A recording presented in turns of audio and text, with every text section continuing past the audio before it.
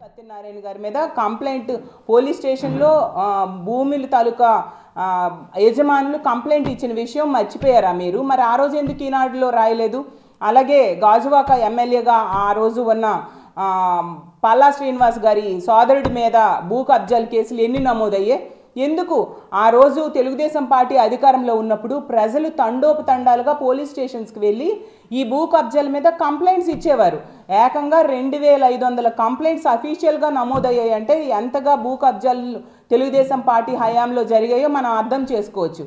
కానీ జగనన్న ప్రభుత్వంలో, జగనన్న గవర్నమెంట్లో ఈరోజు విశాఖపట్నంలో ఒక్క కబ్జా కూడా జరగలేదు కాబట్టి ఏ ఒక్క భూ యజమాని, భూమి తాలూకా యజమాని ఏ ఒక్కడు కూడా ఈరోజు కంప్లైంట్ ఇవ్వట్లేదు. ఎందుకంటే ఇక్కడ కబ్జాలు జరగట్లేదు కాబట్టి. ప్రజల్లో జగనన్నకు వస్తున్న ఆదరణ, విశాఖ ప్రజలు బ్రహ్మరథం పడడంతో దాన్ని చూసి ఓర్వలేక ఈనాడు పత్రిక ఇలాంటి రాతలు రాస్తూ ఉంది. కానీ దీన్ని ప్రజలు నమ్మేట్టుగా లేరు, నమ్మరు అని తెలియజేస్తూ ఉన్నాను. ఎందుకంటే తెలుగుదేశం పార్టీ అధికారంలో ఉన్నప్పుడు పెందుర్తిలో మనం చూసాం. ఒక భూమిని కబ్జా చేయడానికి ఆ రోజు ఎమ్మెల్యేగా ఉన్న బండారు సత్యనారాయణ మూర్తి గారు అనుచరులు ఏం చేశారు?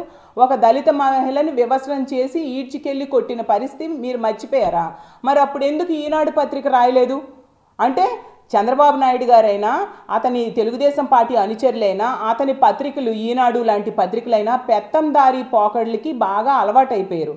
ఉత్తరాంధ్ర కనుక పరిపాలనా రాజధాని అయితే ఖచ్చితంగా ఈ ప్రాంతంలో ఉన్న పేదలు అభివృద్ధి చెందిపోతారు. కాబట్టి దానిని ఎట్టి పరిస్థితిలో అడ్డుకోవాలి, పేదలుగానే ఉండాలి అని వీళ్ళు భావించి ఎక్కడ రాజధాని రాకుండా చేయడానికి ఇలాంటి ప్రయత్నాలన్నీ చేస్తూ ఉన్నారు. అలాగే జగనన్న ఈ ప్రాంత అభివృద్ధి కోసం ఎంతగానో కృషి చేస్తూ ఉన్నారు. కాబట్టి జగనన్నకి ఉత్తరాంధ్ర ప్రజలు ఘన స్వాగతం తెలియజేస్తూ ఉంటారు ప్రతిసారి. ఈరోజు జగనన్న ఆడుదాం ఆంధ్ర కార్యక్రమానికి వస్తూ ఉన్నారు. ప్రజలు తండోపతండాలుగా తరలివచ్చి జగనన్నకి తమ మద్దతు తెలియజేస్తారు. కాబట్టి వాళ్ళ మనసులో విషం చిమ్మాలి అనే ఉద్దేశంతో ఇలాంటి కార్యక్రమానికి, ఇలాంటి రాతలకి మీరు పూనుకున్నారు. కానీ వందల వేల ఎకరాలు కబ్జా చేసింది మీ తెలుగుదేశం పార్టీ నాయకులు అనే విషయం విశాఖపట్నం ప్రజలు, ఉత్తరాంధ్ర ప్రజలు, ఆంధ్ర రాష్ట్ర ప్రజలందరికీ కూడా బాగా తెలుసని నేను తెలియజేస్తూ ఉన్నాను. అలాగే ఇలాంటి పెత్తందారీ పోకడులతో పేదవాళ్ళని అణిచివేయాలని ట్రై చేస్తే మాత్రం ప్రజలు ఊరుకోరు, తగిన బుద్ధి చెప్పడానికి సిద్ధంగా ఉన్నారు అని తెలియజేస్తూ ఉన్నాను. ఎందుకంటే తెలుగుదేశం పార్టీ హయాంలో చంద్రబాబు నాయుడు గారి టైంలో ఒక్క యూనివర్సిటీ కట్టారా, ఒక మెడికల్ కాలేజ్ కట్టారా, లేదంటే భోగాపురం ఎయిర్పోర్ట్ తెచ్చారా, మూలపేట పోర్ట్ తెచ్చారా, అలాగే తీసుకుంటే విశాఖపట్నంలో అదానీ డేటా సెంటర్ తెచ్చారా, ఇనార్బిట్ మాల్ తెచ్చారా? ఏం తెచ్చారు? ఒక సంక్షేమ కార్యక్రమం చెప్పుకోవడానికి చంద్రబాబు నాయుడు గారి హయాంలో ఒక్కటైనా ఉందా? ఒక అభివృద్ధి కార్యక్రమం ఒక్కటైనా ఉందా?